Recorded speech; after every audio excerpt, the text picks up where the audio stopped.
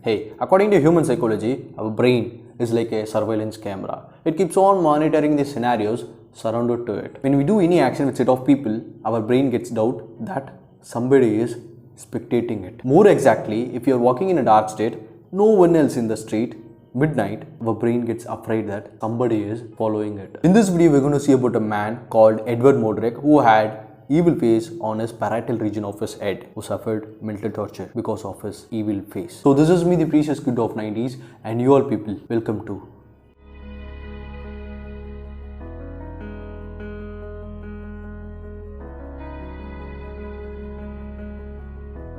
a man called Edward Modric lived in 19th century UK, who was heir to English noble peerage. Peerage is one of the noble titles of Duke, Marquess, Earl, Viscount, and Baron, who receives the title from the top level society ancestors. Edward Modric was told to be a good looking man compared with Antonius, who is the favorite lover of Roman Emperor Hadrian.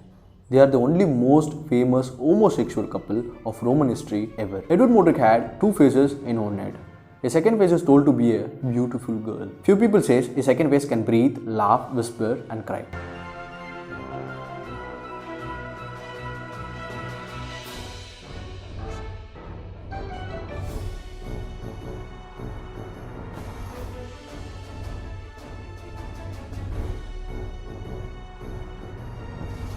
But it cannot eat, sleep, and speak. These all action is out of control from Edward's action. When Edward laugh, it sneeze.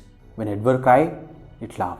This gave Edward mental torture. So he was in seclusion with his own family members. Actually, Edward was suffering from the disorder called craniofacial duplication.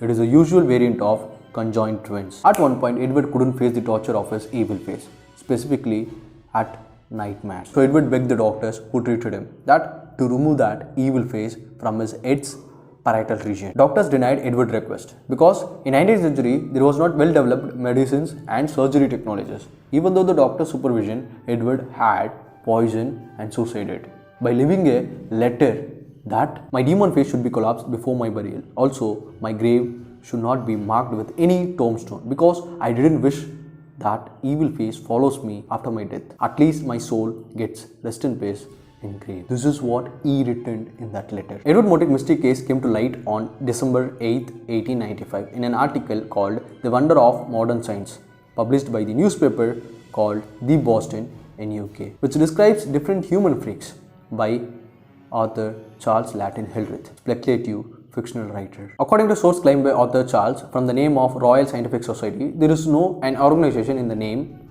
Royal and Scientific in Western world. But there is an organization existed in the name the Royal Society of London, centuries old scientific institution which don't have the data of Edward Modric, who was told to be lived with this disorder in 19th century. Except the article The Wonder of Modern Science published by the newspaper The Boston, there is no records found in 1895 published magazines. Also, Edward Modric's date of birth and date of death is not known. Doctors who treated him name is unknown. Who was told to be lived in 19th century with this disorder with his family members, location is unknown.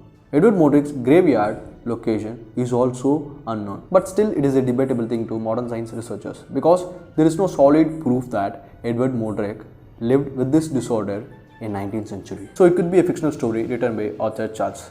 Anyway, what do you think and how you react if any of your close one or you affected by this disorder, craniofacial duplication?